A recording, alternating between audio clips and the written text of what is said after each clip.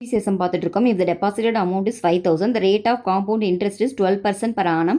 Compound interest is calculated every half year. Then the total amount of after 1 yearனு கேட்டிருக்காங்க. இங்கே என்ன கொடுத்துருக்காங்கன்னா P கொடுத்துட்டாங்க, R கொடுத்துட்டாங்க, N வந்து calculated every of years and total amount of after 1 year. அப்போ N வந்து 1. அப்புறம் இது வந்து கால்குலேட்டட் எவ்ரி ஆஃப் இயர்னா காம்பவுண்டட் ஆஃப் எலி. அப்புறம் நம்மளுக்கு ஃபார்முலா தெரியும், A is equal to P into 1 plus R by 200 to the power 2N. ஓகேவா?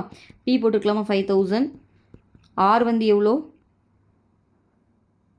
12 by 200 2N. 2N வந்து இங்கே 1 2 போட்டுக்கலாமா? ஓகே, அப்போது 5000 இது கேன்சல் பண்ணிக்கோங்க.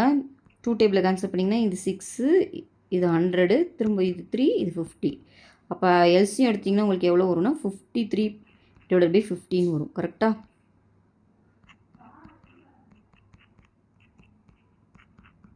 அப்போ இந்த 2 ஜீரோவும் கேன்சல் பண்ணிடலாம்.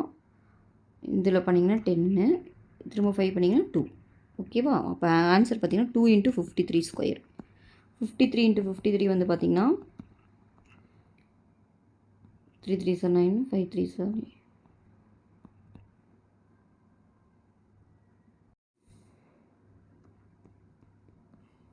பார்த்திங்கன்னா எவ்வளோ வருதுன்னா 2809 வருதுங்க. அதை வந்து நம்ம எதால் மல்டிப்ளை பண்ணோன்னா ஒரு 2 இருக்குது, அதால் மல்டிப்ளை பண்ணணும். மல்டிப்ளை பண்ணிங்கன்னா என்ன வரும்? 9 2s are 18, reminder 1 0 1, 8 2s are 16, reminder 1 2 2 2s are 4 1 5. அப்போது ஆன்சர் பார்த்திங்கன்னா 5618 தான் சம்மோட ஆன்சர்.